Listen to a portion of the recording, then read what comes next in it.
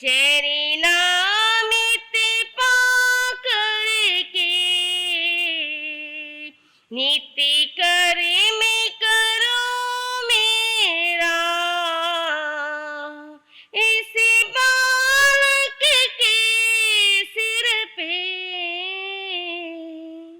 गुरु हाथ रहे तेरा गुरु हाथ रहे तेरा विश्वास हो ये मन में तुम साथ ही हो मेरे विश्वास हो ये मन में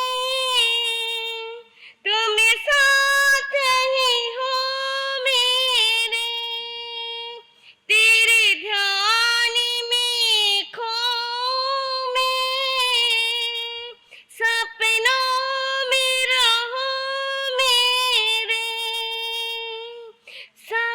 सपनों में रहो मेरे चरणों से लिपट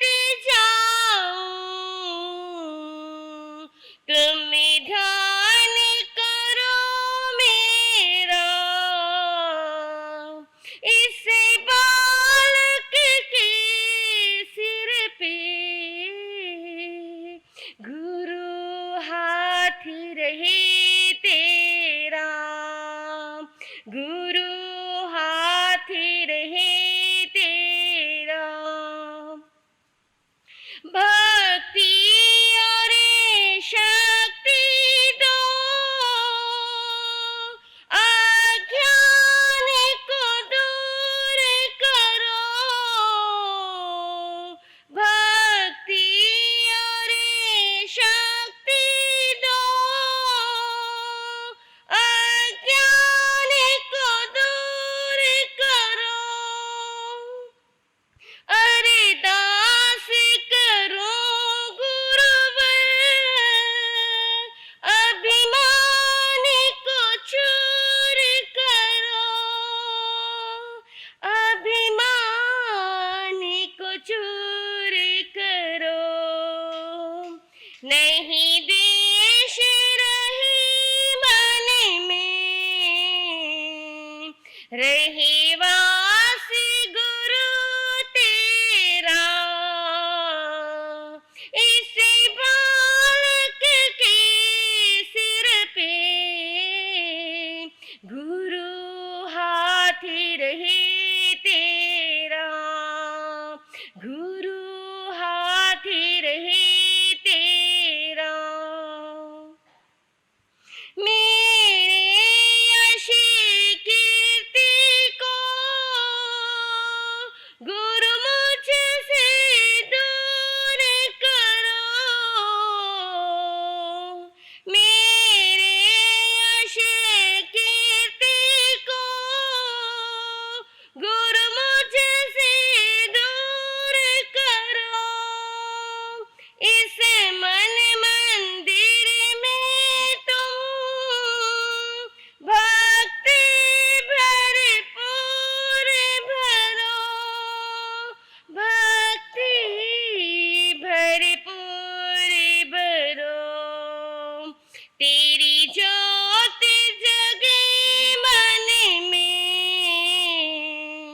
नित्य ध्यान धरो मेरा इस बालक के सिर पे गुरु हाथ रहे तेरा गुरु हाथ रहे तेरा मुझे सावर दे दो गुणगान करो तेरा इस बालक के सिर पे गुरु हाथ रहे तेरा गुरु हाथ रहे तेरा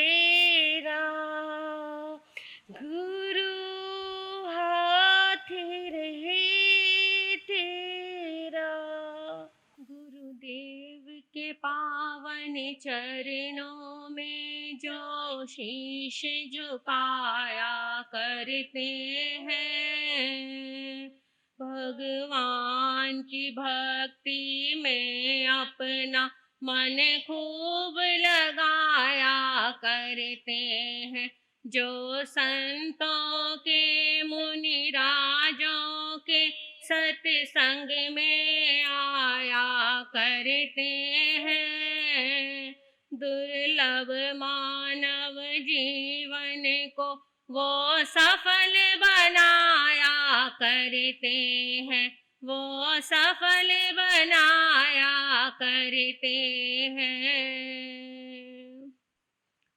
अहिंसा के पुजारी, करुणा और मैत्री के मसीहा, परम पिता परमात्मा प्रभु महावीर के चरणों में हृदय की अनंत अनंत आस्था के साथ वंदन करती हूँ, नमन करती हूँ।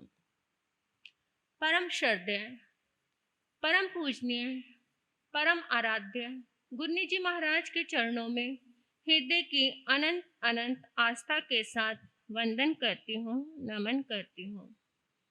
परम श्रद्धेय महाराज जी के चरणों में वंदन करती हूँ, नमन करती हूँ।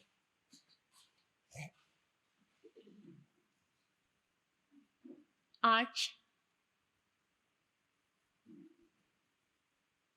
हमारे द्वितीय पटदर पूज्य आचार्य आनंद ऋषि जी महाराज साहब का जन्म जयंती दिवस मनाने के लिए हम यहाँ पर एकत्रित हुए। महापुरुषों का जन्मदिन, दीक्षा दिन, जयंतियां क्यों मनाई जाती हैं? किस लिए मनाई जाती हैं? जन्म उसी दिन थोड़ा हुआ है। जिस दिन हम मना रहे हैं आज के दिन ही उनका जन्म नहीं हुआ, लेकिन हम उनका गुणानुवाद कर रहे हैं। क्यों? क्योंकि उनके जीवन में जो गुण हैं, उनके जीवन की जो अच्छाइयां हैं, उनके जीवन की जो विनम्रता है, उनके जीवन में जो सदाचार है, कोई भी महापुरुष हो, हर महापुरुष का जन्म जयंती दिवस, दीक्षा जयंती दिवस इसीलिए मनाया जाता है कि हम उनके गुणों को सुने। क्योंकि हम जयंतियां किनकी मनाते हैं? जो महापुरुष होते हैं, जिन्होंने अपने जीवन में बहुत कुछ किया होता है और दुनिया को बहुत बांटा होता है, तभी हम उनकी जयंतियां मनाते हैं, उन महापुरुषों की। इसीलिए उनका गुणानुवाद भी हम इसीलिए ही करते हैं कि उनके जीवन में जो गुण हैं वो हम सुने, तो उन गुणों को सुन के हमारे अंदर की आत्मा भी जाग जाए कि हाँ देखो उन महापुरुषों का कैसे नाम हो रहा है, उन्होंने कितने अच्छे कार्य किए, कितनी उनके अंदर विनम्रता थी, कितने अच्छे महापुरुष थे वो। तो जो अंदर बैठी हुई हमारी ये आत्मा, तो उसको भी कहीं ना कहीं कोई ठेस लग जाएगी और वो भी उस रास्ते पर चलने के लिए तैयार हो सकती है। क्योंकि जब इंसान कुछ भी बात को सुनता है तो वो बहुत जल्दी कैच करता है ना।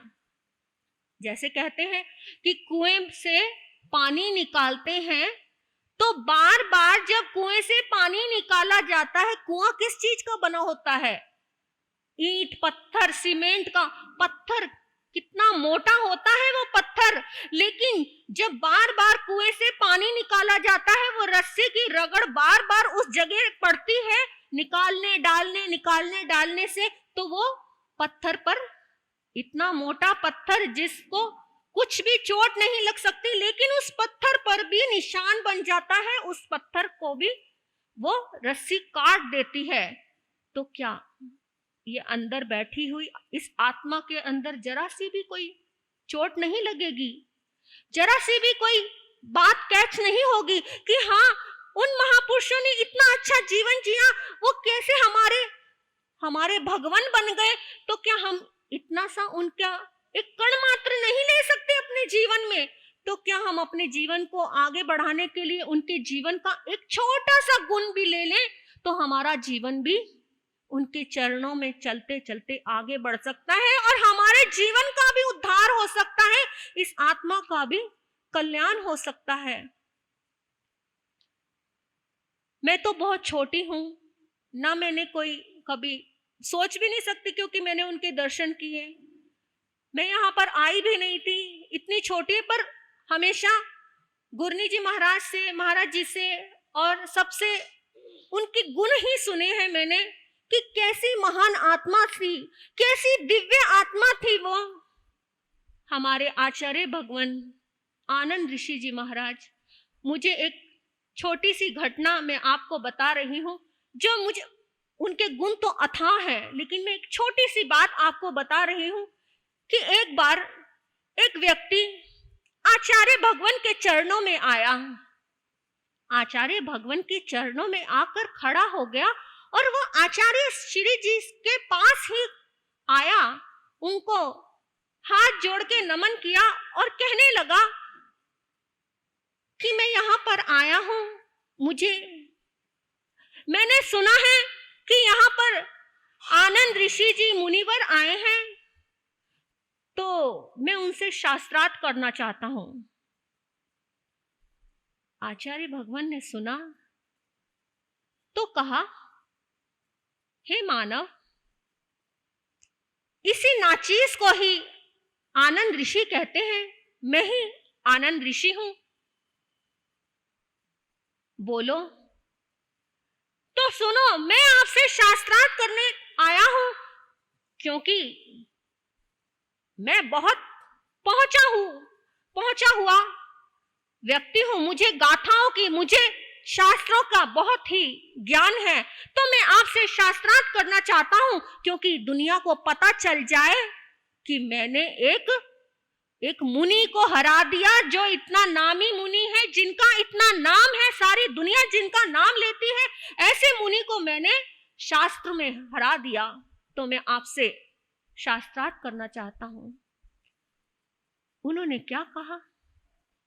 हाथ जोड़े और कहा, आपको जहां भी, जिसको भी कहना है, आप सबको बता दीजिए कि मुनि मुझसे शास्त्र में हार गया, लेकिन मुझे कोई शास्त्रार्थ नहीं करना। आप ऐसे ही सबको कह देना कि वो मुनि शास्त्र में हार गया। इतनी बड़ी बात कहने को, सुनने को इतनी छोटी लग रही है, लेकिन कितनी बड़ी बात है कि अपने आप को नीचा दिखाना, जबकि वो इतने ज्ञानी थे, उनका कोई भी सानी नहीं था। कोई अगर एक बार जरा सा भी कुछ कह देता तो उनके पास तो इतना अथाह ज्ञान था, लेकिन फिर भी उन्होंने क्या कहा? विनम्र भाव से। कितनी विनम्रता, इतनी विनम्रता, तभी तो वो महापुरुष बने, तभी तो उनका नाम आज पूरा ये भारतवर्ष, पूरा जगह जगह, कोने कोने पे आनंद ऋषि गुरुवर का, उनकी जन्म जयंती पूरा देश मना रहा है, क्योंकि उन्होंने अपना जीवन विनम्रता से जिया। वो इतने विनयवान थे कि बड़े से बड़े, छोटे से छोटे के आगे भी झुक जाते थे। कैसे उस व्यक्ति को कह दिया कि कोई बात नहीं, शास्त्रार्थ करने की जरूरत नहीं है, तुम ऐसे ही कह देना कि मैं जीता, मैंने मुनि को हरा दिया। ऐसी विनम्रता आ सकती है। अगर कोई हमें एक शब्द बोलता है तो हम पलटकर जब तक उसको दो जवाब नहीं दे देते, तब तक हमारा मन शांत नहीं होता। चाहे मैं हूं, चाहे आप हो, अभी हम ऐसे ही हैं, पलटकर जब तक हम किसी को दो जवाब नहीं दे देंगे तो हमारा मन शांत नहीं होगा, क्योंकि हमारे अंदर अभी वो भाव नहीं है, हमारे अंदर अभी वो विनम्रता नहीं है। लेकिन हमने वो विनम्रता ग्रहण करनी है, उनसे कुछ सीखना है, क्योंकि महापुरुषों का गुणानुवाद हम इसीलिए तो करते हैं कि कुछ सीखें। जब हम कुछ सीखेंगे हमारे अंदर, तभी तभी कुछ प्रवेश करेगा और हमारा भी जीवन आगे बढ़ेगा। नहीं तो हम भी ऐसे ही लटके रह जाएंगे, आए इस संसार में और ऐसे ही चले जाएंगे। ना कोई पूछने वाला होगा, ना कोई जानने वाला होगा। वो महापुरुष पूरे पूरे भारत में, सब जगह जगह, कोने कोने में आज लोग उनको क्या कहते हैं? भगवान की उपाधि देते हैं। भगवान, हर कोई उनको आचार्य भगवान के नाम से पुकारता है। तो कैसा जीवन रहा होगा उनका। तो ऐसे जीवन को, ऐसे महापुरुष को, ऐसे दिव्य पुरुष को, ऐसे सदाचारी आत्मा को मैं नमन करती हूँ। उनके जन्मदिन पर बहुत बहुत अपने जीवन से उनके चरणों में यही निवेदन करती हूँ, वो दिव्य आत्मा जहां भी हो, वो हमें भी अपने मार्ग पर, अपने चरणों में ऐसे ही हमें भी स्थान दें और हम भी आगे बढ़ते चले जाएं। हमें भी ऐसा ही मार्ग मिले और हम भी आगे बढ़े, आप भी साथ में कुछ पाएं उनके जीवन से। इन्हीं शब्दों के साथ मैं अपने वक्तव्य को यहीं विराम दूंगी। बोलिए भगवान महावीर स्वामी की जय। है प्यारा दिन ये प्यारा, है प्यारा दिन ये प्यारा, इस दिन था चमका सितारा, अंधेरे का विनाश था हुआ, सच्चा प्रकाश था हुआ, अंधेरे का विनाश था हुआ, सच्चा प्रकाश था हुआ। है प्यारा दिन ये प्यारा, है प्यारा दिन ये प्यारा, इस दिन था चमका सितारा, अंधेरे का विनाश था हुआ, सच्चा प्रकाश था हुआ, अंधेरे का विनाश था हुआ, सच्चा प्रकाश था हुआ। ओ प्यारे भगवन प्यारे, ओ प्यारे भगवन प्यारे, माहुल सखी आँख के तारे, तुम तारने जहान आए थे, कि दिन सच्चा ज्ञान आए थे, तुम तारने जहान आए थे, कि दिन सच्चा ज्ञान आए थे। थी प्यारी छवि बड़ी प्यारी, थी प्यारी बड़ी बड़ी प्यारी, 12 साल में दीक्षाधारी, आनंद ऋषि कहलाए थे, आनंद ही आनंद लाए थे, आनंद ऋषि कहलाए थे, आनंद ही आनंद लाए थे। चिंचोंडी गाँव चिंचोंडी, चिंचोंडी गाँव चिंचोंडी, देवी चंद जी का आंगन प्यारा, यहाँ पे अवतार था हुआ, सच्चा प्रकाश था हुआ, यहाँ पे अवतार था हुआ, सच्चा प्रकाश का हुआ। सब गाएं मिलकर गाएं, सब गाएं मिलकर गाएं, इस दिन की महिमा सुनाए, कि प्यार झोलियों में भर ले, घृणा को आज दूर कर ले, कि प्यार झोलियों में भर ले, घृणा को आज दूर कर ले। है प्यारा दिन ये प्यारा, है प्यारा इस दिन ता चमका सितारा, अंधेरे का विनाश था हुआ, सच्चा प्रकाश था हुआ, अंधेरे का विनाश था हुआ, सच्चा प्रकाश था हुआ, अंधेरे का विनाश था हुआ, सच्चा प्रकाश था हुआ। अनंत अनंत मैत्री के मसीहा, दया और करुणा के अवतार, परम पिता परमात्मा प्रभु महावीर के चरणों में कोटिशय वंदन नमन। अरिहंत परमात्मा श्रीमंदर स्वामी भगवान के पावन चरणों में कोटिशय वंदन नमन। परम दयालु परम कृपालु कर्नाटक कच केसरी आराध्य गुरुदेव के चरणों में कोटिशय वंदन। शमन संघ के द्वितीय पटधर आचार्य सम्राट पूज्य श्री आनंद ऋषि जी महाराज साहब के चरणों में वंदन करती हूँ, नमन करती हूँ। तब का दिव्य वरदान देने वाले मम आराध्य गुरुवरिया श्री प्रवेश कुमारी जी महाराज साहब के चरणों में कोटिशय वंदन नमन। 311 उपवास द्वारा विश्व कीर्तिमान स्थापित करने वाले तपाचार्या तप चक्रेश्वरी ओप परिवर्तनी गुरनी मैया श्री मोहन माला जी महाराज साहब के चरणों में कोटिशय वंदन नमन। मेरे जीवन पर अनंत उपकार करने वाले, धर्म का दिव्य दान देने वाले आराध्य गुरनी मैया के चरणों में वंदन करती हूँ, नमन करती हूँ।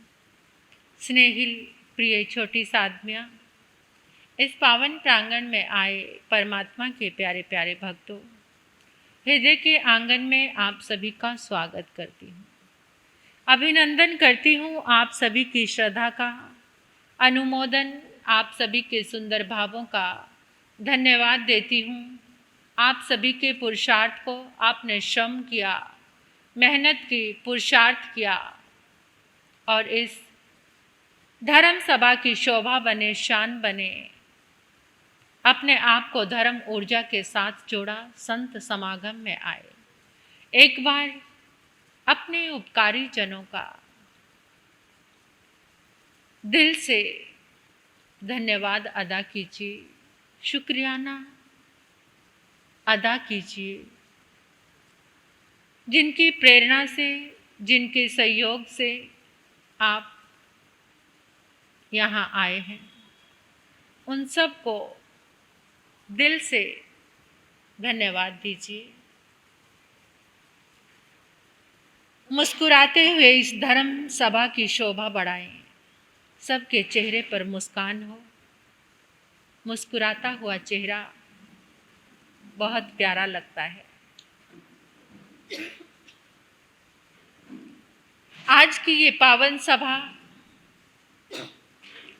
शमन संघ के द्वितीय पटधर आचार्य सम्राट पूज्य श्री आनंद ऋषि जी महाराज साहब के चरणों में समर्पित है। लगभग एक सप्ताह से उन्हीं के चरणों में समर्पित आयोजन चल रहा है। भिन्न भिन्न आयामों को लेकर किसी न किसी माध्यम से उनका गुणगान चल रहा है और आज उनके गुणों का स्मरण करेंगे। इस शमन संघ के केवल एक आचार्य ही ऐसे हैं जिनका भारत के कोने कोने में ही नहीं, विदेशों में भी उनका जन्म महोत्सव मनाया जाता है। जन्म महाराष्ट्र में, दीक्षा भी महाराष्ट्र में, लेकिन विचरण क्षेत्र पूरे भारत में रहा। और जिस समय वो पंजाब में आए, पंजाब की श्रद्धा पर, पंजाब की गुरु भक्ति पर मैं गर्व करती हूँ। उससे पहले वो गुरुवर थे, पंजाब में आने से पहले वो गुरुवर थे, लेकिन जब वो पंजाब की यात्रा करके वापस लौटे तो वो भगवान बन गए। पंजाब के श्रद्धालु भक्तों ने उनको भगवान बना दिया। कैसी रहती हैं वो नजरें जो गुरु के अंदर भगवान को देखें। इस धरती को विरासत में मिले हैं ये संस्कार, जो अपने गुरु को भगवान मानती है। ऐसी ये पंजाब की पावन धरा है, ऐसी ये पावन भूमि है पंजाब की, और यहाँ पर रहने वाले भक्तों के दिल में गुरु भगवान की तरह बसते हैं। आज भारत के कोने कोने में ये अपने अपने पुण्य की बात है। अक्सर मेरी जो चर्चा चलती है उसमें ये विषय चलता है, ये अपना अपना पुण्य है। वो अति पुण्यवान महापुरुष थे। आचार्य पद पर सबसे ज्यादा शासन की प्रभावना करने वाले कौन से आचार्य हैं? बोलो। आनंद ऋषि जी महाराज साहब, आनंद भगवन। और आनंद भगवन के समय में जो समय रहा, जैसे आपने अगर हिंदी साहित्य का इतिहास कभी पढ़ा हो तो उसमें भक्ति काल आता है, और भक्ति काल में एक समय ऐसा आता है जिसे स्वर्ण युग कहते हैं। वो स्वर्ण युग उस समय था जिस समय में भक्ति काल में भक्त कवि हुए, जिन्होंने लोगों के मन में श्रद्धा पैदा की, जिन्होंने लोगों के मन में एक ऐसा भक्ति का शंखनाद किया जैसे तुलसीदास, सूरदास, मीराबाई, कबीरदास। जिस समय ये संत कवि हुए उस समय लोगों का रुझान भक्ति की ओर हो गया था। एक रीति काल था जिसमें लोगों का रुझान श्रृंगार की तरफ हो गया था। वो श्रृंगारिक कवि कहलाए क्योंकि उन्होंने जो कविता रची वो श्रृंगार से मंडित थी, तो लोगों की जो भावनाएं हैं वो ज्यादा श्रृंगार से जुड़ गई थी। लेकिन जिस समय भक्ति काल में सूरदास का, मीरा का, तुलसीदास का, कबीरदास का काल आया, उस युग को कहते हैं स्वर्ण युग। क्या कहते हैं? यानी वो युग सोने के जैसा था। क्यों? क्योंकि लोगों के मन में भक्ति भावना उमड़ रही थी, लोगों का मन परमात्मा के साथ जुड़ रहा था। ऐसे ही शमन संघ का जो भक्ति काल है, स्वर्ण युग है, वो आचार्य सम्राट पूज्य श्री आनंद ऋषि जी महाराज साहब का समय है।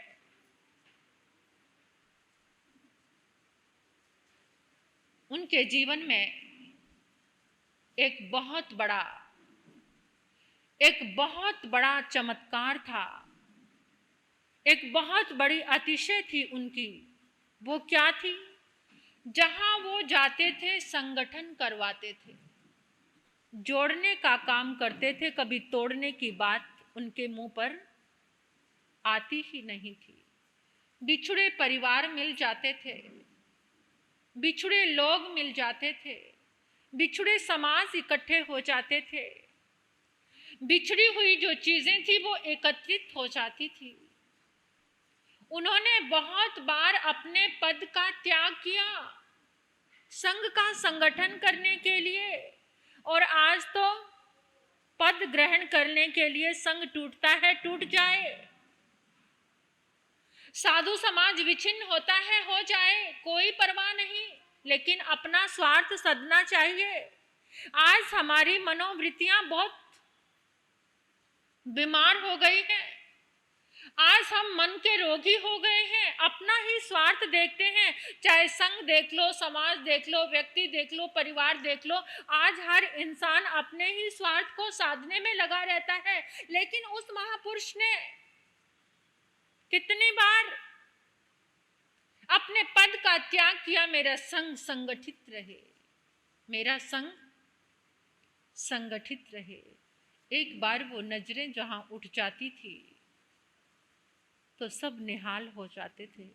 इतना कमाल था, उनकी अतिशय ऐसी थी, उनका ऑरा ऐसा था, उनकी ऊर्जा ऐसी थी जो उनकी ऊर्जा में प्रवेश कर लेता था। कहते हैं कि रात्रि को 12 बजे देवता उनसे मांगलिक सुनने आते थे। ये उनके शिष्यों ने अपनी बात को शेयर किया कि अक्सर गुरुदेव को कोई होता नहीं था और रात के 12 बजे मंगल पाठ सुनाते थे, और जब पूछते थे उस रहस्य को तो वो बताते नहीं थे। फिर अपने आप ही समझ आ जाती थी कि किसी न किसी दिव्य आत्मा को वो मंगल पाठ, कोई सम्यक दृष्टि देव होते हैं जो धर्म की प्रभावना सुनने और करने के लिए आते हैं, तो उनको मांगलिक दिया करते थे।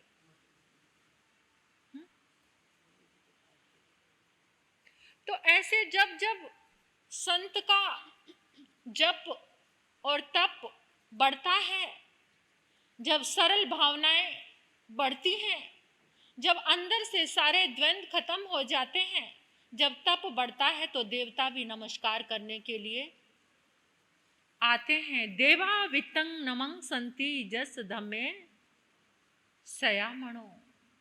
जहां धर्म का वास होता है वहां देवता भी नमस्कार करने के लिए गुरनी मैया मां सती श्री मोहन माला जी महाराज साहब के तप का अभिनंदन करने कितनी बार देवता आते थे। ये हमने आंखों से देखा, महसूस किया। वो देव हमें नजर तो नहीं आते थे, लेकिन जो वो प्रसाद बिखेर के जाते थे वो हमें नजर आता था। केसर, सुच्चे मोती 5 बार बरसे। गुरनी मैया श्री मोहन माला जी महाराज साहब के ऊपर सुच्चे मोती बरसे 5 बार।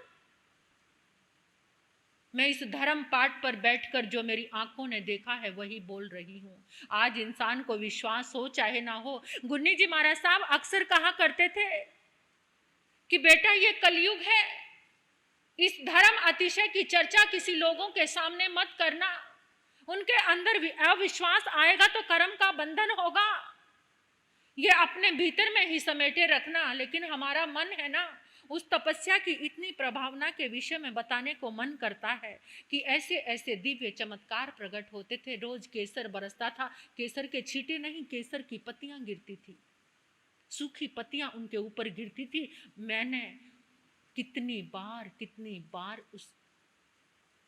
उस प्रभावना की साक्षी हूं मैं। तो ऐसे ही आचार्य सम्राट पूज्य श्री आनंद ऋषि जी महाराज साहब, संगठन की वीणा बजने दो, मुझे मधुर मधुर धुन सुनने दो। ये गीत उनको बहुत प्रिय था। संगठन की वीणा बजने दो, मुझे मधुर मधुर धुन सुनने दो। इतना प्यारा लगता था उनको जहाँ संगठन होता था, जहाँ एकता होती थी, क्योंकि एकता बहुत बड़ा बल होता है जीवन को।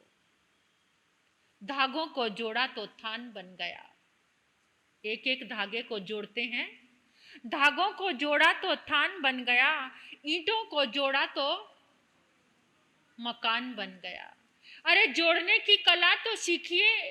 जिसने अपना प्रभु से मन जोड़ा वो भगवान बन गया, जिसने अपना मन गुरु से जोड़ा वो भगवान बन गया। ये जोड़ने की कला, और ऐसी कला में वो निपुण थे, क्योंकि जिसके हृदय में जैसे भाव होंगे वो वैसा ही देगा। इन पदों का त्याग करना, मेरा श्रवण संघ मजबूत रहे, मेरे श्रवण संघ के श्रावक श्राविकाएं संत। और आज विचरण करो आप, महाराष्ट्र में हम लोग गए तो वो बहुत अनुकूल क्षेत्र हैं महाराष्ट्र के। ऐसे उन्होंने बीज वपन किए, जहाँ जहाँ आनंद ऋषि जी महाराज साहब के क्षेत्र हैं वहाँ के श्रावक इतने फ्लेक्सिबल हैं कि वो सबकी सेवा करते हैं, बहुत अच्छे से ध्यान रखते हैं, साधु संतों का सम्मान करते हैं, बौद्ध धर्म की प्रभावना करते हैं। आचार्य भगवान के जीवन की एक छोटी सी घटना मैं आपके समक्ष कहना चाहती हूँ। जनवरी सन 1976 1976 में पूना के क्षेत्रों में उनका विचरण चल रहा था। विचरण करते करते वो बारामती पहुंचे। बारामती नाम सुना है आपने? बारामती महाराष्ट्र में ही, पूना के आसपास ही है। तो वो बारामती पहुंचे। उनके जीवन का 76वां वसंत चल रहा था और 76 ईयर्स के कोई हों तो थोड़ी तो वृद्धा अवस्था आ ही जाती है।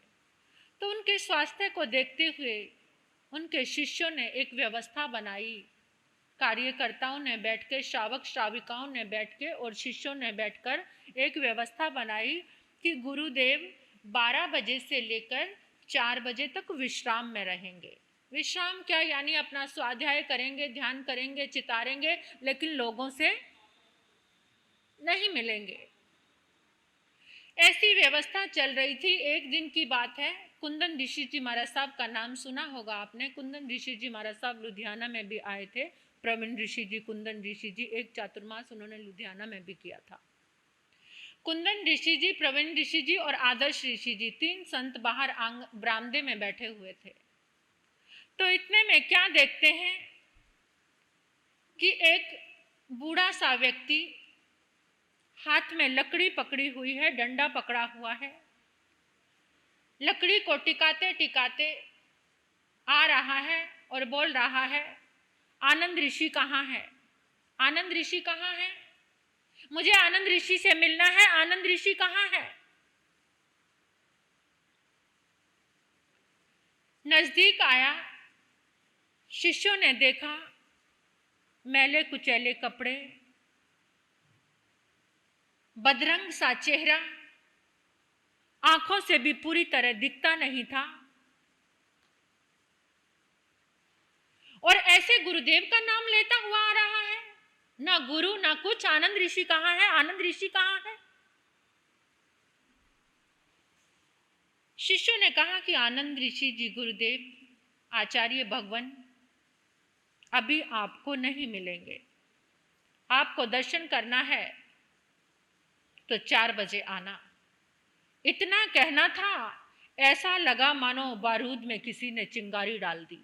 फटफड़ा एकदम। अच्छा, तो तुम सभी सेठों के, श्रीमंतों के हो गए हो, अमीर लोगों के हो गए हैं। आनंद ऋषि भी अमीरों का हो गया। उसने भी ये कर दिया कि दर्शन देने बंद कर दिए। मुझे नहीं पता था आनंद ऋषि ऐसा हो जाएगा। जोर जोर से कड़क आवाज में, कठोर शब्दों में उसने बोलना शुरू कर दिया। तुमने सबने 6 जीवनिकाय की रक्षा करनी छोड़ दी है, इसलिए तुम ऐसे हो गए हो। संत के द्वार पे तो कोई किसी समय भी आए, उसी समय दर्शन देने चाहिए। ये कैसी बात कर रहे हो? शिष्यों ने कहा कि आपको बोला ना कि अगर आपको आना है तो 4 बजे से पहले दर्शन नहीं होंगे। अब उनको डर भी लग रहा था कि जोर जोर से चीख रहा है, उधर से गुरुदेव डिस्टर्ब होंगे। और गुरुदेव तो ये चाहते नहीं थे। वो तो ये कहते थे कि जिस समय कोई भी व्यक्ति आए उसी समय मैं दर्शन दूंगा। लेकिन शिष्यों ने व्यवस्था कर दी थी। और कितनी बार ऐसा होता है कि गुरु को भी शिष्यों की बात माननी पड़ती है। वो व्यक्ति तो चल पड़ा वहां से, नहीं आऊंगा अब दोबारा 4 बजे, मुझे आने की जरूरत नहीं है। अगर तुमने ऐसा ही रखा ना तो कोई नहीं आएगा तुम्हारे पास। उसी समय पिछले दरवाजे से आचार्य भगवान आनंद ऋषि जी महाराज साहब बाहर आ गए और अपने शिष्यों से कहने लगे, वो कहाँ है? शिष्य कहने लगे, वो कौन? वो जो अभी अभी बोल रहा था। उस व्यक्ति के कपड़े गंदे जरूर थे, लेकिन उसका मन गंदा नहीं था। उसके चेहरे पर तेजस्विता थी, उसकी आवाज में दम था, उसके वचनों में कुछ संकल्प थे जो इतनी जोर से बोल रहा था। आचार्य भगवान आनंद ऋषि जी कहने लगे कि वो कहाँ है? कौन? अरे जो अभी मेरे बारे में पूछ रहा था, उसको हमने भेज दिया। जाओ उसको बुलाकर लाओ। आचार्य भगवान खड़े हुए हैं। शिष्य कहते हैं कि वो डंडा लेकर चलते थे। आचार्य भगवान उस समय डंडा पकड़ कर चलते थे, बिना सहारे के खड़े भी नहीं होते थे। कोई एक जना उनका हाथ पकड़ता था, लेकिन जिस समय वो बाहर आए ना उनके हाथ में डंडा था ना किसी का सहारा लिया, और वो इस तरीके से चलते हुए आ गए थे। आचार्य श्री कहने लगे, जब तक उस व्यक्ति को लेकर नहीं आओगे तब तक मैं बैठूंगा नहीं। दीवार का सहारा लगाकर खड़े हो गए। कार्यकर्ता एक दूसरे का मुंह देख रहे हैं, जिसको अभी अभी इस तरीके से भेजा उसे कहाँ ढूंढने जाएं। लेकिन फिर भी आचार्य भगवान का आदेश था तो वो ढूंढने के लिए गए। ढूंढने के लिए गए, वो मिल गया। अब वो आने को तैयार नहीं। मैं नहीं आऊंगा, जाओ। एक बार मुझे भगा दिया जाता है कहीं से, मैं वहां दोबारा नहीं जाता। बहुत मिन्नतें की तो वो आ गया। आते ही आचार्य भगवान ने उसकी पीठ थपथपाई, उसके सिर पर हाथ फेरा, बड़ी विनम्रता से पूछने लगे, तुमने भोजन किया? शिष्य कहते हैं कि आज तक हमने गुरुदेव को किसी को भोजन, सेठ, श्रीमंत, इतने बड़े लोग आते थे, कभी किसी को भोजन किया तुमने, ये शब्द हमने सुना ही नहीं था। और उसको पूछ रहे हैं तुमने भोजन किया? तुम भोजन की बात करते हो, यहाँ मुझे एक मिनट के लिए ठहरने नहीं दिया। भोजन तो बहुत दूर की बात है, यहाँ तो तुम इतने बड़े हो गए हो, ये मुझे पता ही नहीं था कि तुमसे मिलने के लिए भी अपॉइंटमेंट लेना पड़ता है और तब जाकर तुमसे मिला जाता है। शांत हो जाओ, शांत हो जाओ। बड़े मुस्कुराते हुए उसकी पीठ पर हाथ फेर रहे हैं। वो कड़क बोल रहा है, वो मिश्री घोल रहे हैं। कौन? आचार्य सम्राट। वो मिश्री घोल रहे हैं और वो कड़क होकर बोल रहा है। शिष्य ये नज़ारा देख रहे हैं।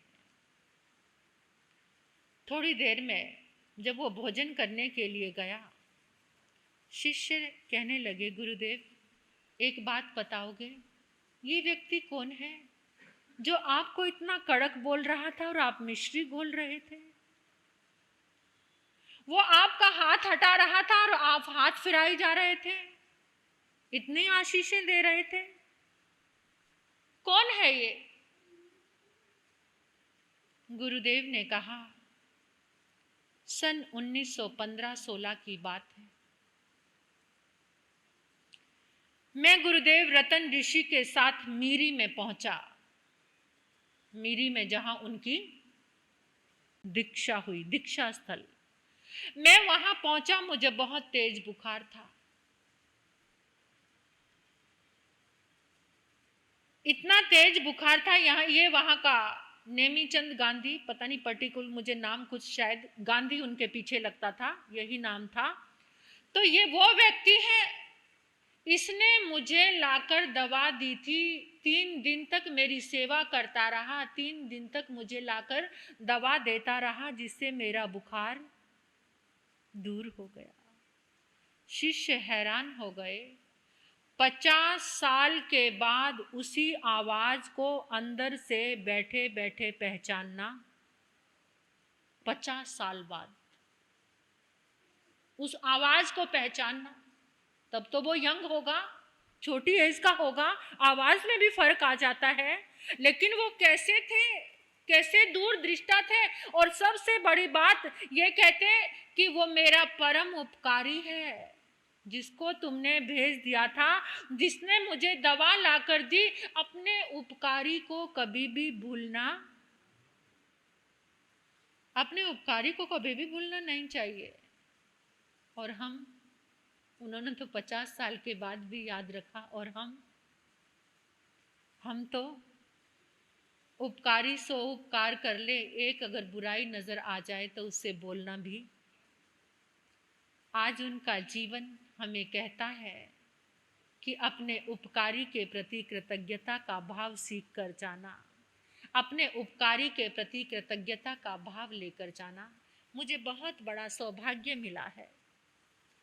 मैंने बहुत छोटी उम्र में आचार्य भगवान के दर्शन किए। 1987 में पूना में सम्मेलन था, 1987 में, उस समय वो 87 वर्ष के थे, 87 ईयर्स के थे, काफ़ी ऐसे झुक गए थे, लेकिन अपने ही सामने उन्होंने युवाचार्य का चयन करना था। एक बहुत बड़ा सम्मेलन हुआ था। मैं सबसे छोटी साध्वी थी उस समय। गुन्नी जी महाराज साहब, मतलब उम्र में मैं सबसे छोटी थी, 13 साल की होंगी, 14वां साल चल रहा होगा, ऐसी उम्र होगी। तो आचार्य भगवान के साथ मैं और हमारे महाराज जी थे, पूजा ज्योति जी, हम दोनों दर्शन करने के लिए गए। तो उस समय आचार्य भगवान ने एक नियम का पेपर छपवाया हुआ था, नियमावली का। जैसे आंखें बंद करके ऐसे हाथ लगा दो, जैसे 12 नंबर पे हमारी उंगली लगी तो 12 नंबर पे कौन सा नियम लिखा हुआ है, वो हर रोज एक नियम करना, प्रतिदिन की नियमावली। तो वहाँ पर जो उनके पास मुनि थे, देखो बहुत छोटी सी साधारण सी बात है, लेकिन मुझे बहुत टच करती है ये बात। तो छोटे मुनि को कहा कि साध्वियों को लाकर वो नियम का पेपर दे दो। उन्होंने लाकर पेपर दिया, अपने हाथ से उन्होंने हम दोनों को दिया। उनके हाथ से तो एक मिट्टी का कण भी मिल जाए तो शायद वो भी बहुत बड़ी चीज़ थी। इतनी बड़ी श्रद्धा थी उनके लिए। उनके पाँव में पद्म था और भी बहुत सुंदर सुंदर साइन थे। जो एक बार उनका पाँव का पद्म देखता था वो एक आइंबिल करता था, इतनी ज़्यादा श्रद्धा थी। तो जिस समय उन्होंने वो नियमावली का पेपर हमें दिया, तो मेरे पास जो पेपर आया वो थोड़ा सा फटा हुआ था। अब इतनी मैच्योरिटी तो मेरे अंदर भी नहीं थी, मैं छोटी बच्चा थी। मैंने देखा कि महाराज जी का तो पूरा ठीक है, उनका तो एकदम साबुत है, और मेरे पास जो कागज आया है वो फटा हुआ है। मैं ऐसे देख रही थी। आचार्य भगवान कितने दूरदृष्टा, जो 87 ईयर्स के हैं, इस छोटी सी बच्ची के मन की उन्होंने बात पहचान ली और उसी समय मुनि को इशारा किया, ये कागज चेंज कर दो।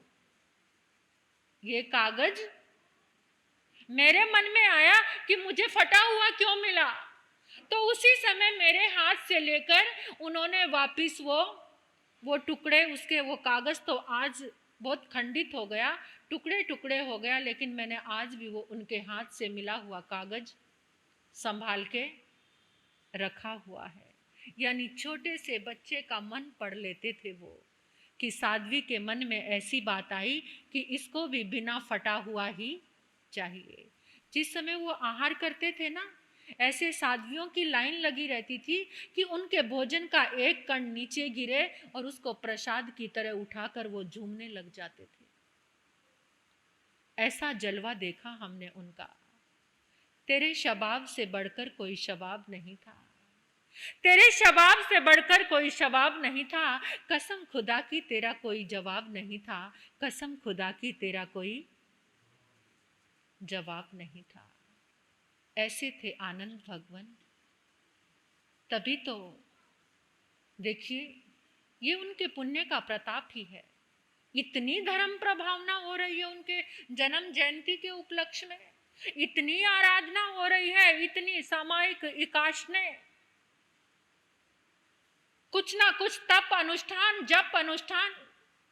उनके इस साप्ताहिक महोत्सव से जगह जगह पर पूरा वातावरण एकदम धर्म की तरंगों से भर गया है। उस पुण्यवान महापुरुष के निमित्त से पूरा वातावरण स्वच्छ और निर्मल हो गया है। पूरे वातावरण की जो तरंगे हैं, वाइब्रेशन है, वो एकदम शुभ, अच्छी, पॉजिटिव हो गई हैं। तो यहाँ बैठकर हम उनका गुणगान कर रहे हैं, सुन रहे हैं, तो हमारी ऊर्जा कहाँ जुड़ रही है? उनके तप त्याग की जो वाइब्रेशन है, उससे हमारी ऊर्जा, हमारी तरंगे जुड़ रही हैं। तो आचार्य भगवान के चरणों में वंदन करते हुए इतना ही कहती हूँ, आनंद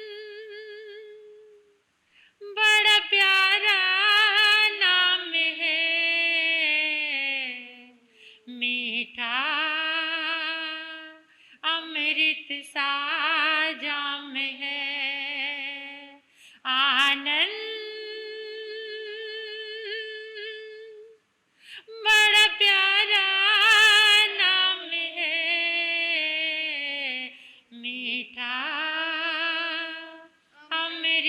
साजा में है।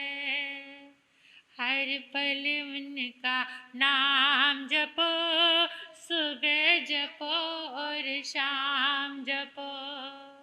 हर पल उनका नाम जपो, सुबह जपो और शाम जपो। बनते हैं बिगड़े काम जपो, हर पल आठों याम जपो। बनते हैं बिगड़े काम जपो, हर पल आठों याम जपो। आनंद बड़ा प्यारा नाम है, मीठा अमृत सा जाम है। आनंद बड़ा प्यारा नाम है,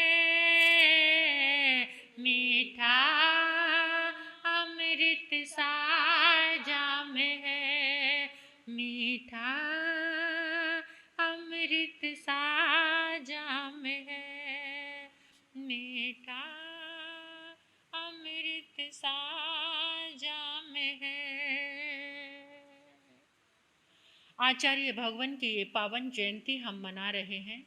इस उपलक्ष्य में हमारे युवक मंडल ने बहुत बड़ा काम किया है। ब्लड डोनेशन कैंप लगाकर, जो सबका कर्तव्य बनता है, अपने ब्लड को, खून को तरोताजा करना है, अपने अंदर स्फूर्ति लेकर आनी है, ताजगी लेकर आनी है, तो अपना पुराना खून थोड़ा सा दान कर दो और नया सर्कुलेट होगा। तो उसके उपलक्ष्य में कुछ आयोजन भी था। भोजन आदि के बिना तो कोई काम होता ही नहीं है ना। सबसे पहली चिंता इंसान को किसकी होती है? पेट की, है ना। और इस खाने के बिना सारे काम अधूरे वो आने वाले मेहमानों के लिए करना भी पड़ता है। और ये समाज का एक सधर्मिक तो ये होता है। जो श्रावक का 12वां व्रत है अतिथि संविभाग, लेकिन उस अतिथि संविभाग में धर्म, क्षेत्र, काल, भाव को देखकर ही किया जाता है। क्योंकि आज जैसा समय चल रहा है चातुर्मास का, वैसे तो हर समय इंसान को कुछ अभय दान का अपने मन में भाव लाना चाहिए। तो कुछ बातें मैंने बोली थी कि जैसे गुरनी जी महाराज साहब की इच्छा थी कि स्थानक में आलू नहीं बनना चाहिए, स्थानक में आलू नहीं बनना चाहिए। वैज्ञानिक दृष्टि से भी और धर्म की दृष्टि से भी आलू का दोष है। आलू कंद है, जिमी कंद है, जमीन में उगने वाला कंद। अगर उसमें सुई के अग्रभाग पर जितना आलू आता है उसमें बहुत सारे जीव होते हैं, उसकी गणना आप नहीं कर सकते।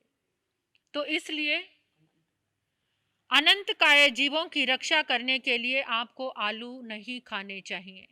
और वैसे ही हम बहुत सारे कमेंट वहाँ सुनकर आए हैं। अभी जब हम दक्षिण भारत में गए तो बहुत सारे कमेंट लोग हमें कर रहे थे, आपके उत्तर भारत में पापी लोग रहते हैं, ऐसे लोग रहते हैं जो स्थानक में आलू बनते हैं। तो मैं नहीं चाहती कि उत्तर भारत के लोग इतने श्रद्धालु हैं तो उनके ऊपर कोई कमेंट किए जाएं। वो भी धर्म को समझें, धर्म की आराधना को समझें कि आलू में महापाप है आलू खाने में। तो धर्म स्थान में कभी भी आलू नहीं बनने चाहिए। और एक फूल गोभी में हर समय जीव रहते हैं। और जीव कैसे? वो चलते हुए नजर आएंगे। गीला कपड़ा करके अगर आप फूल गोभी के ऊपर डाल दो तो थोड़ी देर बाद उस कपड़े को उठाकर देखो, उसमें छोटे छोटे जीव रेंगते हुए आपको नजर आएंगे। फूल गोभी को बड़े प्रेम से खाने वाले लोगों, सुन लो कितने जीवों को खा जाते हो। धोने से सारे जीव नहीं निकलते हैं। फूल गोभी में छोटे छोटे, और बरसात के मौसम में तो और ज़्यादा जीवों की उत्पत्ति होती है।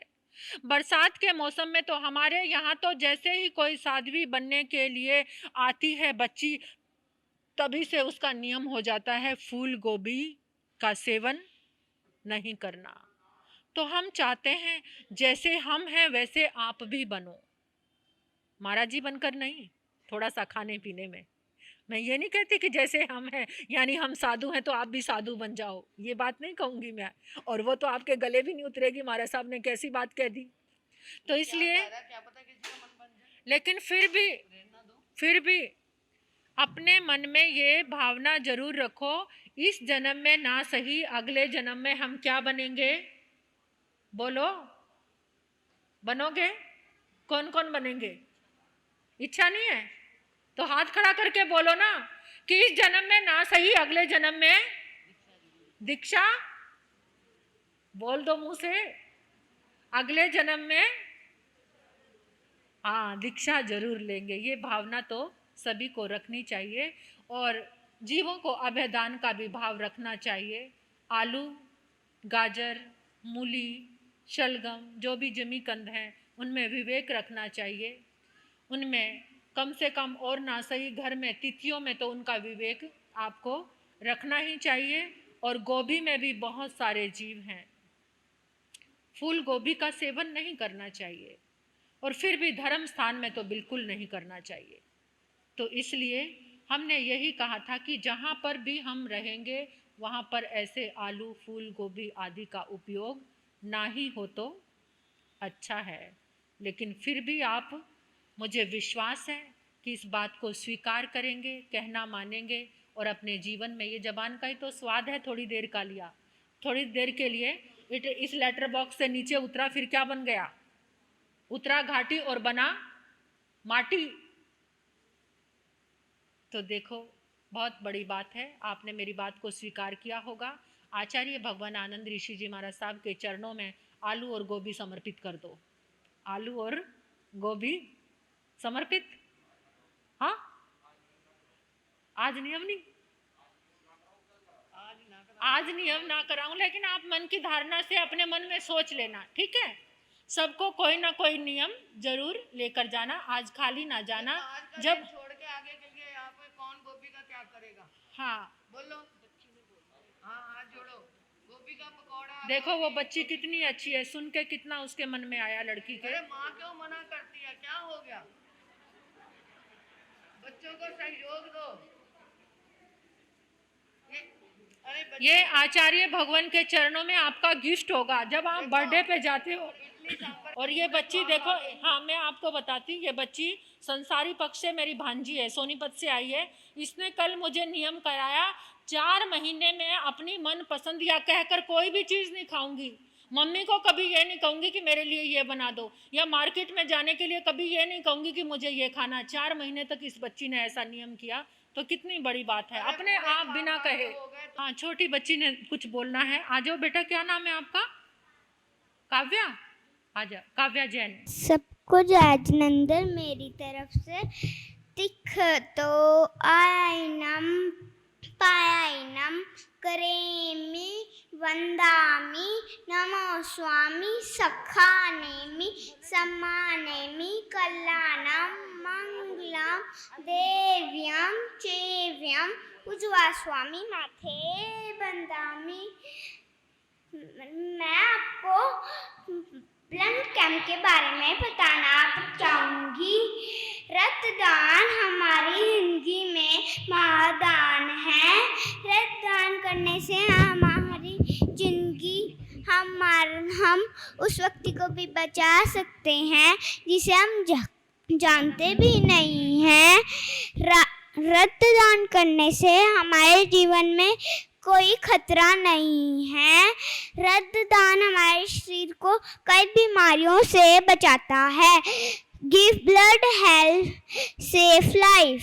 Thank you, have a nice day. Kabir ji के उन दोहों पर रोशनी डालना चाहती हूँ जो गुरुओं को नमन करते हैं।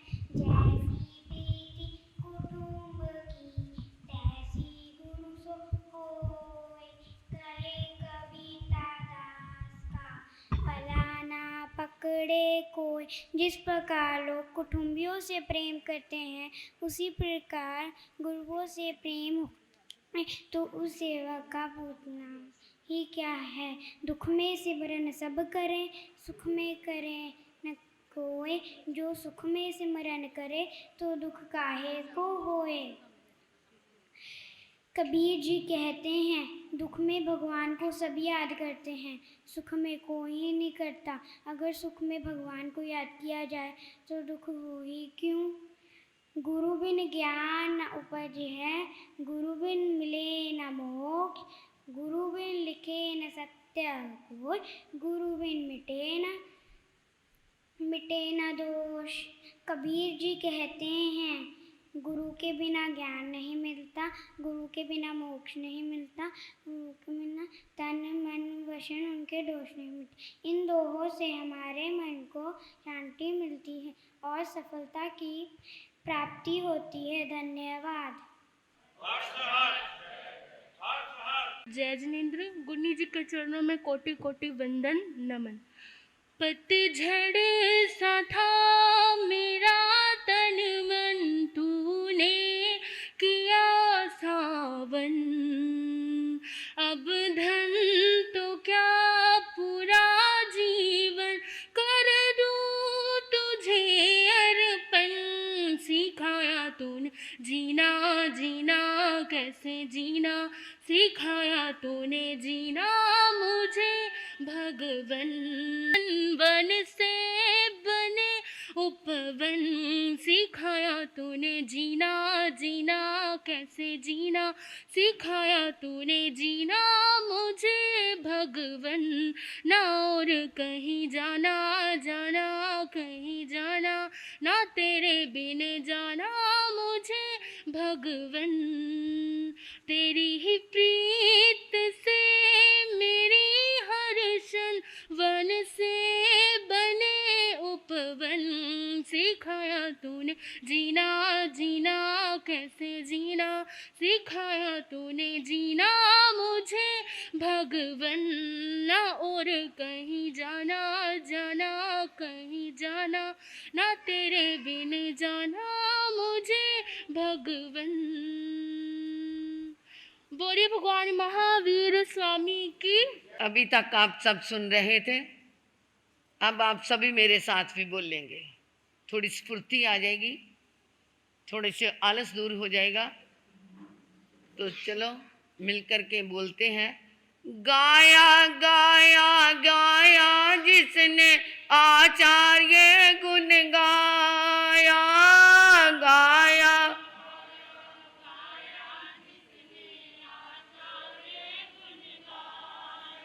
हाँ पाया पाया पाया उसने सुख शांति को पाया, पाया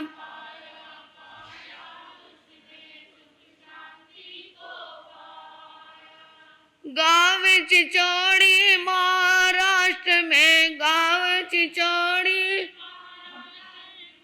जार जन्म चमकाया उसने सुख शांति को पाया। दार जन्म चमकाया उसने सुख शांति को पाया।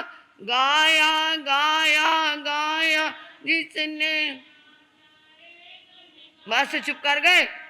गाया गाया गाया जिसने आचार्य गुण,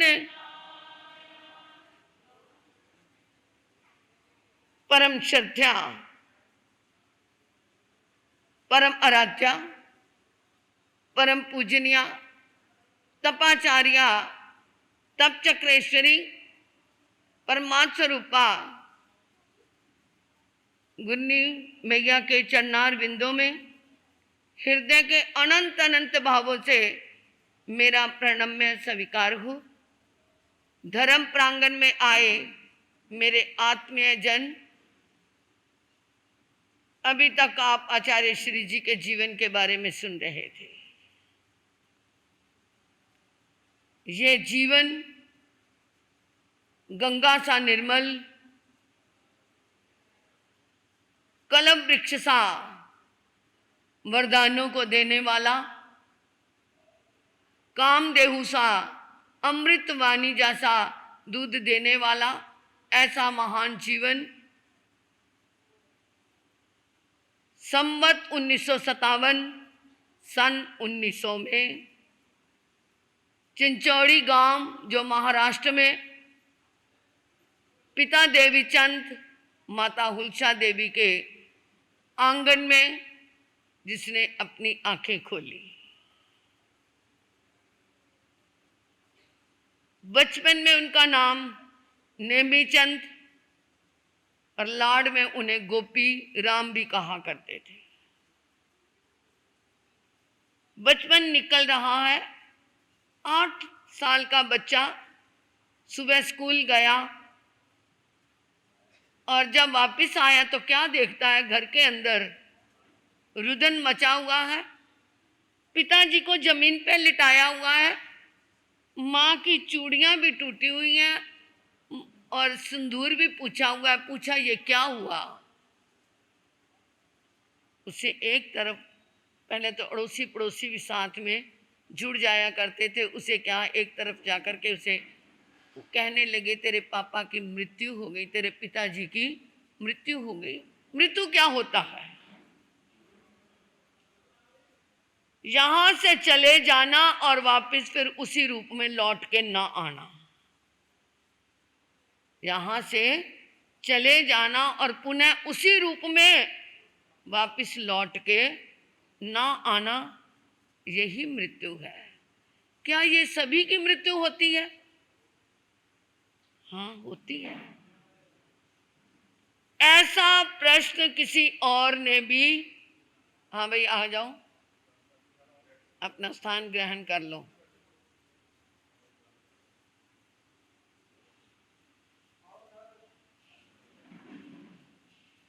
हलचल नहीं, आचार्य जी का जीवन सुनने आ रहे हो आप। बहुत अच्छा, काम निपटा के आए हो। कितना समय भैया और प्रधान जी? 10 मिनट है? 10 मिनट में मैं अपने आप को समेट लूंगी।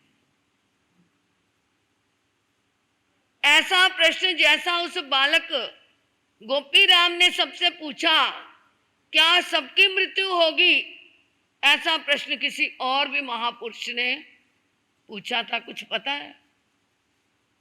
आपने पढ़ा हुआ भी होगा, सुना हुआ भी होगा, परंतु उपयोग किसने? Very good. कौन है बहन? बहुत अच्छा, गौतम बुद्ध। बचपन में ही पंडितों ने उनका लगन बनाया और कहा ये बच्चा संसार के दुखों का दृश्य देख करके घर छोड़ करके चला जाएगा। तो पिता ने ऐसा महल बना दिया था जहां सर्दी में सर्दी ना लगे और गर्मी में गर्मी ना लगे, और उसके जितने भी क्या है व्यवस्थाएं उन्हीं महलों के अंदर हो, नगरी में जाने ही नहीं दिया। एक दिन मन आ गया, क्योंकि होनी को कोई टाल सकता है। होनी सब उते होनी सब उते चाहे कोई अरबपति, चाहे निर्धन प्राणी, चाहे कोई अरबपति, चाहे निर्धन। मन में आ गया, राजा ने कहा नगरी के अंदर कोई भी ऐसा दृश्य ना हो जिससे मेरे बच्चे के अंदर वैराग्य आ जाए। चारों तरफ खुशियों का वातावरण होना चाहिए। सारथी को लेकर के रथ में चले गए। नगरी बहुत क्लीन, एकदम एवरग्रीन, यानी साफ सुथरी, चारों तरफ ठीक। अचानक उन्होंने क्या देखा? दूर एक अर्थी जा रही है, 4 व्यक्ति उसे उठा करके ले जा रही हैं। पहली बार गौतम बुद्ध ने देखा, ये क्या, इस सोए हुए व्यक्ति को कैसे लेके जा रही हैं, कहाँ लेके जा रही हैं? सारथी से पूछा ये क्या है?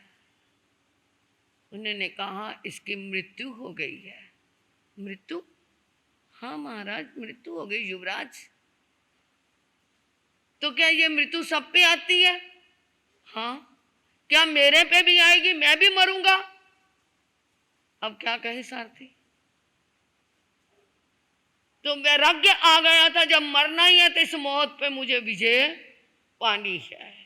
तो वो वापस घर में आके विरक्ति के पथ पे बढ़ने लगे थे। वो तो प्रसंग था, ऐसे ही उस गोपी राम बच्चे ने कहा, क्या मैं भी मरूंगा? तो माँ ने मुंह पे हाथ रख दिया, ना बेटा ऐसा मत बोल, अभी तो ये मैं सामने अब तेरे पिता को ही देख रही हूं, तू मेरा सहारा है, तू कैसे ऐसी बातें करता है? थोड़े दिन बीते, रोना धोना खत्म हो गया। ऐसा ही होता है।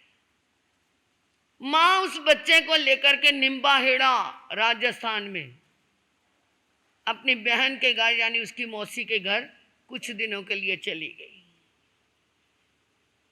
वहां पर निम्बाहेड़ा में मां सती जी का चातुर्मास चल रहा था। राम कुंवर जी महाराज साहब रोज प्रवचन में जाना, मांगलिक सुनना, आ जाना, 15 दिन वहां पर वो रहे। अब वापिस भी घर आना था। अब जब वापिस आना था तो वापिस आने से पहले कहते, माँ गुरु माता से पहले क्या है, मंगल पाठ तो सुन ले।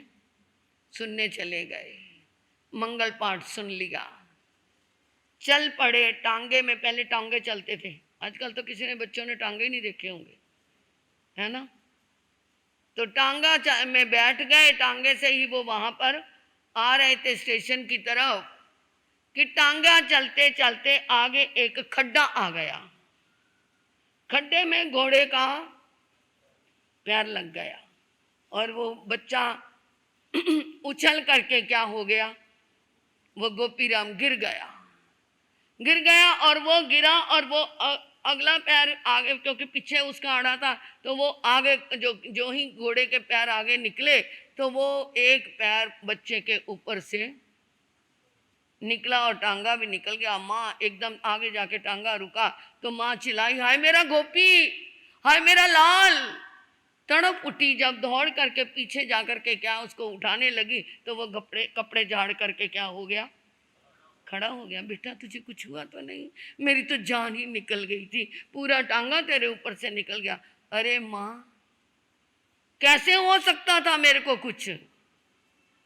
ठोकर लगी मुझको, पत्थर नुकीला था, पर चोट नहीं आई, गुरुवर ने संभाला था। ओहो कभी तो ये गुरुवर मांझी बन जाते हैं, हाँ कभी तो ये गुरुवर साथी बन जाते हैं। माँ तुम्हें याद नहीं, हम जब वहां से चले थे तो किससे मंगलिक सुनी थी? गुरु माता से मंगली सुन के आए थे। तो जिस समय मैं गिरा मैंने उस मंगलिक में से 4 शरणें क्या कर लिए, उसी समय पढ़ लिए। अरिहंते शरणं पवजामि, सिद्धे शरणं पवजामि, साहू शरणं पवजामि, धम्मं शरणं पवजामि। तो मैंने ये 4 शरणों को ग्रहण किया, उसके प्रभाव से मेरे को क्या नहीं आई, चोट नहीं आई, वापिस आ गए। चौमासा चल रहा था पूज्य श्री रतन ऋषि जी महाराज साहब का, अपने समय के नामी संत। माँ ने कहा बेटा रोज गुरुओं के पास जाया करो, प्रवचन सुना करो। ऐसी माएँ कभी प्रतिबोध देती है अपने बच्चों को, अरे तेरी क्लास का टाइम हो गया, तूने होमवर्क नहीं किया, पहले वो कर। परंतु वो माँ ने क्या कहा, बेटा रोज जाया करना। जाना शुरू हो गया, जाते जाते लगन लग गई, प्रतिक्रमण सीख लिया, नव तत्व सीख लिया, 25 बोल का थोकड़ा भी सीख लिया, चातुर्मास पूर्ण होने को हो गया। अब वो एक दिन बच्चे ने कहा, माँ जिन चरणों में मुझे तूने भेजा था अब मुझे उन्हीं चरणों में रहने दे, मेरा मन भी गुरु जी के चरणों में ही रहने को करता है। बेटा मैं जो बीज तेरे अंदर बोना चाहती थी आज तेरे अंदर वो बीज वपित हो गया, अंकुर खिल गया। माँ तेरी भावना भी मेरे साथ रहेगी तो मैं भी क्या बनना चाहता हूँ, क्या बनना चाहता हूँ, साधु बनना चाहता हूँ। अगर आज कोई लड़का लड़की कह दे मैं साधु बनना चाहता हूँ तो पहले 100 बुराइयां संतों की करनी शुरू कर देंगे। अरे क्या पढ़ा है संतों में, आजकल के संत ऐसे ही होते हैं, अरे वहां पर तो ये होता है, वो तो ऐसे होते हैं, नाम के होते हैं, कोई जरूरत नहीं जाने की, उसका जाना ही छुड़वा देते हैं। सच्चाई है ये, हमारे साथ बीती हुई है। 3.5 साल हमने घर में क्या है आज्ञा लेने के लिए बर्बादी की अपने उस समय की, कि हमें नहीं तो उसी समय आज्ञा मिल जाती तो आज मेरी 3 साल और दीक्षा आगे होती। खैर चलो, जो हुआ बहुत अच्छा हुआ, क्योंकि हम मजबूत हो गए, पक्के हो गए। आज्ञा तो आज तक नहीं मिली हमें, हमने तो कोर्ट की आज्ञा से दीक्षा ले ली थी उस समय में। आज से 48 साल पहले आप सोचो, एक लड़की का इतना बड़ा कदम उठाना कोई आसान नहीं होता, परंतु ली। तो ऐसे ही वो क्या बन गए, 13 साल की उम्र में सन 1970 में उन्होंने क्या ले ली, मेरी गांव में दीक्षा ले ली। समय निकलता गया। गुरु का अनुशासन बहुत कठोर, इतना कठोर था, जो कह दिया गुरु ने वो ही होगा, जो शिष्य ने कह दिया वो नहीं होगा। और वो जो शिष्य का कहना मानना शुरू कर देता है, वो शिष्य कभी आगे भी नहीं बढ़ सकता। सच कहते हैं, क्योंकि गुरु के अनुसार जो चलेगा वो ही क्या है बन सकता है। और जो गुरु शिष्य के अनुसार चला तो गया, वो तो अपने काम से गया, अब उसकी जिंदगी खत्म हो गई इतने कठोर अनुशासन में। और अभी वो क्या थे, छोटे ही थे कि गुरु का भी साया सिर से उठ गया। हिंगड़ गांव के घाट के श्रावकों ने उस समय इनको बहुत आघात लगा, बहुत आघात लगा। जिनके सहारे में मैं घर से निकला था वो गुरु मेरे से चला गया, परंतु हिंगड़ गांव के जो श्रावक थे उन्होंने उनको बहुत सहारा दिया, बहुत उनको क्या है कहा, हम तुम्हारे संयम के प्रतिपालक हैं। ऐसे करते हुए उनको और दोबारा तैयार किया। समय निकलता गया और एक दिन वो क्या आ गया, सादड़ी के अंदर ऋषि संप्रदाय की बिखरी हुई कड़ियां फिर दोबारा इकट्ठी हुई। और क्या है, आचार्य आत्माराम महाराज जी को, वो लुधियाना में बैठे, देखो कितनी बड़ी बात, वो लुधियाना में बैठे हैं और सादड़ी के अंदर उनको आचार्य बनाया गया। उनके जीवन का एक व्यक्तित्व की छाप थी ना, कि संतों ने वहां बैठे हुए भी उनको आचार्य पद से मनोनीत किया और इनको प्रधानमंत्री बनाया गया। बीकानेर सम्मेलन के अंदर इनको उपाध्याय पद से विभूषित किया गया। चांदनी चौक दिल्ली के अंदर इनको साहित्य रत्न के पदवी से विभूषित किया गया और अजमेर के अंदर इनको आचार्य पद से विभूषित किया गया। जहां साधु के कितने गुण साधु के हैं, 27 गुण। उपाध्याय के कितने गुण, 25 गुण। और आचार्य के कितने गुण, 36 गुण। कितने बन गए, कैलकुलेशन करो। अरे पहले के हिसाब जो थे जवानी चलते थे, आजकल तो मोबाइल ने वो भी सब कुछ छीन लिया, बुद्धि को ही कमजोर कर दिया। कितने बन गए, 88, 88। हाँ, ये भी मुझे बोलना पड़ता है क्योंकि बच्चों को पता नहीं लगता 88 क्या होता है। इन बच्चों को कहो ना 5 कहते वो क्या होता है, 5 का हो तो समझ आता है। 100 में से 88 नंबर जिसके आ गए 108 में से, तो कौन सी लिस्ट में आ गया, वो मेरिट में आ गया।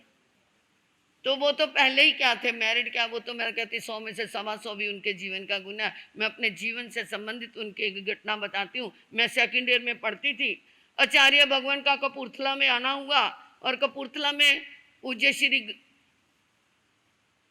महाराज साहब रघुवर दयाल जी महाराज विराजमान थे। वो दीक्षा में बड़े थे आचार्य जी से और आचार्य जी दीक्षा में छोटे थे। मैंने खुद देखा अपनी आंखों से। उस समय मुझे इतना पता नहीं था आचार्य क्या होता है या क्या होता है, नहीं पता था, बस इतना पता था ये आचार्य जी आए हैं। वो जब उनको बाहर लेने के लिए गए, वो उनको बंधन कर रहे हैं और वो उनको बंधन कर रहे हैं। आचार्य जी रघुवर दयाल जी महाराज को बंधन कर रहे हैं और रघुवर दयाल महाराज जी आचार्य श्री को बंधन कर रहे हैं। उनके मन में ये नहीं था मैं दीक्षा में बड़ा हूं, और उनके ये मन में नहीं था कि मैं आचार्य पद से विभूषित हूं, परंतु विनय देखो दोनों तरफ एक दूसरे को बंधन कर रहे हैं। परंतु यहाँ अहंकार के अंदर आकर के इंसान वंदना करना, अगर थोड़ी सी भी बात होता है, मैं नहीं करता इन संतों को वंदना, ऐसे भी कह देते हैं। परंतु नहीं, वहां पर विनय थी। 87 में हम उनके चरणों में पूर्णा सम्मेलन में पहुंचे। पहले ही दिन जब जाकर के उनको वंदना की, हम छोटी छोटी 6 साधवियाँ गई थी, 13 साल से लेकर के 30 साल की उम्र में हम 6 साधवियाँ थी और सभी की दीक्षा छोटी छोटी थी। तो जब हम उनके चरणों में पहुंचे, आचार्य जी की आंखों में आंसू निकले, ऐसे आंसू बह रहे थे। मैं डर गई, मैंने कहा भगवान कोई गलती होगी हमारे से। कहते गलती, मेरा छोटा छोटा परिवार कहाँ से इतनी दूर से आ गया, रास्ते में फिर कभी बताऊंगी, बहुत मुसीबतें आई थी, बहुत कुछ आया था मैं वहाँ पर जाने में, परंतु पता नहीं कैसे हम वहाँ पूना में हम पहुँच गए। सेल्फ डिपेंडेंट होकर गए थे, किसी के सहारे में भी नहीं गए थे। बसंत पिपल गांव में, वहाँ से ज़्यादा दूर नहीं है पूना। रात के समय नीचे साधवियाँ थानापति थी, हम लकड़ी की सीढ़ियाँ थी, ऊपर जाकर के रुके। रात को नीचे कुछ क्रिया करने के लिए नीचे उतरे। पिंकी महाराज जी मेरे साथ थे। मैंने इसे कहा पिंकी ध्यान से उतरियो, उसको तो मैंने कहा ध्यान से उतरियो और मेरा पैर फिसल गया, ऊपर से लेकर के नीचे तक धड़ाम गिर गई। और वो क्या हुआ, नीचे की साधवियाँ भी आवाज़ आने से वो क्या हो गई, उठ गई, क्या हुआ, परंतु मुझे कुछ नहीं हुआ। ये किसकी कृपा थी? उनके चरणों में जा रहे थे, एक लगन थी, पहुंचना है। सुबह हमने फिर विहार किया। देख लो ये क्या होता है, ये बड़ों की क्या होती है, उनकी वाइब्रेशन होती है। तो उन्होंने जब कहा मेरा छोटा छोटा परिवार कैसे पहुंच गया, तो आंखों से आंसू बहे। कितनी कोमलता थी उनके हृदय में, कितनी करुणा थी उनके हृदय में। कुंदन ऋषि महाराज जी को बुला करके कहा उन्होंने, इन साधवियों का विशेष ध्यान रखना। मैं तो एकदम बड़ी खुश हो गई कि हमारे लिए कितना ध्यान रख रहे हैं। एक आचार्य भगवान, जबकि वो क्या है हमें पहली बार मिले। कहते क्यों भगवान? कहते ये माँ सती पार्वती जी जो पंजाब परिवर्तनी राजा महाराजा ने उनको परिवर्तनी पद से विभूषित किया था, ये पंजाब परिवर्तनी माँ सती पार्वती जी की शिक्षा परिवार में है। उस समय हमारे श्रमण संघ में 800 कुछ साधु साध्वी थे और अकेले माँ सती पार्वती जी की हम 350 साध्वियाँ थी। कहते मेरा 1/3 तो हिस्सा इन्हीं के हाथ में है।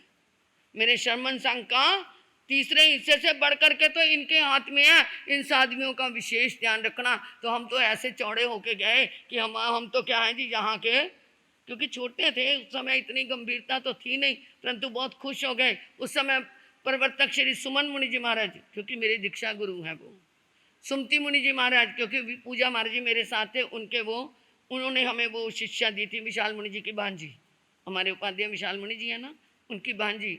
और वे क्या है, इधर से मूलचंद जी महाराज ने हमें बुलाया था। मेरे गुरु जी को पत्र लिखा कि साधवियों को भेजो सम्मेलन में, मैं संभाल लूँगा इनको। तो हम तो वहाँ पर बहुत अच्छी तरह सम्मेलन को अच्छी तरह अटेंड किया। तो ऐसे गुरुदेव के चरणों में पहुँचने में कोई कमी नहीं है। हमारा सौभाग्य है कि उनके हमने क्या किए, दर्शन किए। कहानियाँ तो बहुत है उनके जीवन के बारे में, जितना बताऊं उतना ही कम है, परंतु समय हो गया है।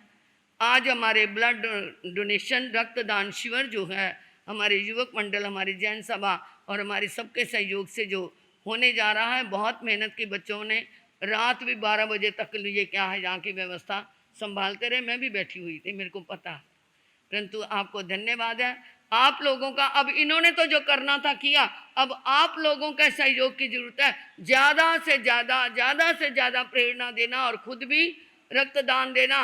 1 यूनिट दोगे तो आपके अंदर से प्यूरीफाई क्या हो जाएगा, खून हो जाएगा, खून तुम्हारा शुद्ध हो जाएगा, गंदा खून निकल जाएगा। गंदगी को निकाल लो और शुद्धता को लेकर के आओ, सर्कुलेट करेगा तो आपके अंदर बहुत अच्छा रहेगा। आचार्य भगवान के जन्मदिन के उपलक्ष्य में जिन्होंने गोभी का त्याग किया है, उनके लिए बहुत बहुत धन्यवाद। और आप भी, आज पक्षी भी है, 14 पक्षी कल इकट्ठी भी थी, कुछ ने आज भी पक्षी मनाई है। तो कम से कम रात्रि भोजन का तो जिन्होंने खून दान देना उनके लिए मैं नहीं कहती, क्योंकि उनको तो कुछ डाइट चाहिए। बाकी जिन्होंने खूनदान नहीं देना वो रात्रि भोजन ना करना, ये आचार्य जी के जीवन में एक आपका गिफ्ट होगा। इस इन्हीं भावों के साथ, और कई बच्चों सारे इकट्ठे हो जाओ, यहाँ पे आगे आ जाओ। जिन बच्चों ने मुंह पत्ती लगाई है वो तो बहुत धन्यवाद के पात्र हैं। जिन छोटे छोटे बच्चों ने बोला है वो भी बहुत अच्छे हैं, आगे जा कर के अच्छे वक्ता बनेंगे। आगे आ जाओ सारे बच्चे छोटे छोटे जिन्होंने समाई किया, आ जाओ भाई। हाँ, बहुत अच्छे बच्चों ने बोला है, वेरी गुड। और भाई आ जाओ जिन्होंने, और पीछे भी थे पर कुर्सी पे बच्चे बैठे हुए।